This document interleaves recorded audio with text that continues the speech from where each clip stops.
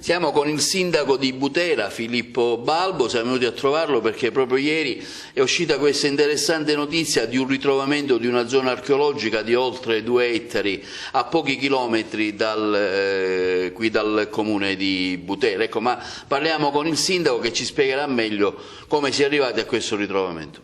Sì, a questi ritrovamenti si è arrivati perché in occasione dei lavori che si stanno svolgendo in Contrada Agricuzzo per la realizzazione di un parco eolico, durante i lavori per la costruzione dell'istradamento è venuto fuori questo sito, all'inizio con degli oggetti che risalgono addirittura al V secolo a.C. e successivamente attraverso dei lavori di scavi si è visto già che ci sono delle mura importantissime e dei basolati che gli stessi archeologi che stanno seguendo i lavori fanno non solo risalire al V secolo a.C., ma addirittura ritengono che siano delle cose più uniche che rare.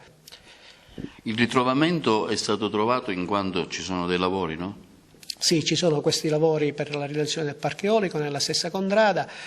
I lavori prevedevano naturalmente la realizzazione di alcune strade per l'attraversamento dei mezzi e in occasione di questi lavori si è visto che c'era qualcosa di importante nel terreno dove venivano svolti questi lavori e scavando in superficie, tra l'altro appena 1 metro, 1,5 metri dall'appello del terreno, sono venute fuori delle mura che sono molto molto importanti, ma anche alcuni oggetti che sono molto belli, che in questo momento sono custoditi dalla Sovrintendenza dei Beni Culturali. Cosa può rappresentare per il comune di Butera, ma anche per il suo Interland, una scoperta di così tale valore storico? Indubbiamente è una cosa di un'importanza storica e anche dal punto di vista del valore scientifico di un'importanza particolare non solo per il comune di Butera, come ha ben detto lei, ma anche per il territorio, perché noi siamo limitrofi al comune di Gela, al comune di Mazzarino, ed è ovvio che rinvenire un sito archeologico di questo tipo potrebbe dare una svolta anche dal punto di vista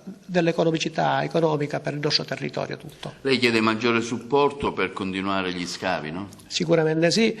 Ieri stesso in un'intervista alla RAI abbiamo detto che il comune di Butera non ha fondi per poter alimentare questi scavi e quindi ci siamo rivolti alle istituzioni che hanno in mano, diciamo, il pallone, la palla per poter alimentare e soprattutto portare avanti questi scavi e poter portare alla luce tutto quello che è sommerso in questo territorio che lei ha ben detto riguarda circa 2 ettari di terra.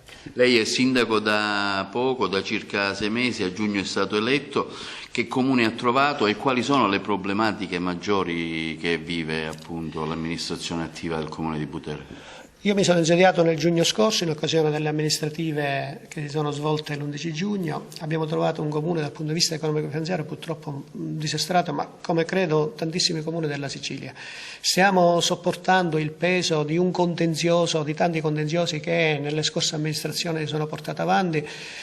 Anche la settimana scorsa siamo stati alla Corte dei Conti che ci richiamava rispetto a questi contenziosi che sono in itinere.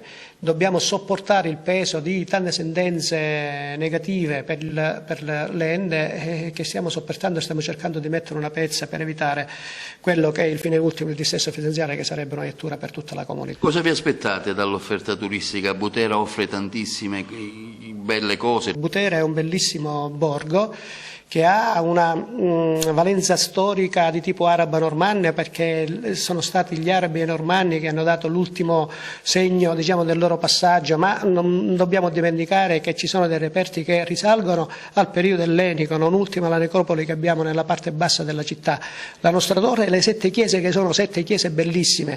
È un borgo che se rivalutato potrebbe dare veramente tanta visibilità a tutti i turisti che possono venire a visitarlo in ogni momento del loro passaggio. Ecco.